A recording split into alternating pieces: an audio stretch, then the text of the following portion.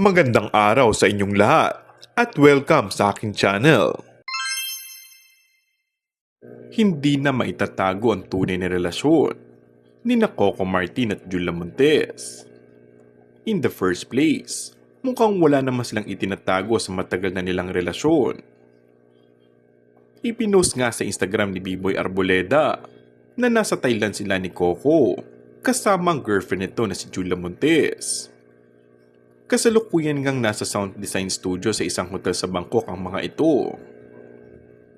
Sa video na uploaded, parang hindi na rin naman sila Coco at Julia conscious na nakikitang magkasama silang dalawa.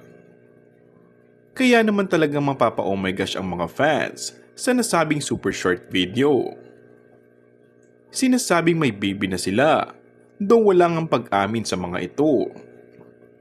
Pero lately, parang comfortable na silang walang masama dahil pareho naman silang walang tinatapakang ibang tao. Samantala, marami pa rin ang nagtataka kung bakit hanggang ngayon ay hindi pa rin nagsasalita ang batang Quiapo lead star sa kanyang long-time girlfriend ng tunay lang estado. May mga nagtatanong din kung kailan babalik sa showbiz si Julia dahil namimiss na siya ng kanyang mga loyal supporters.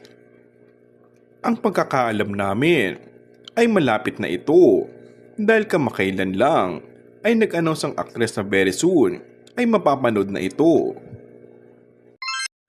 And that's all for our today's video.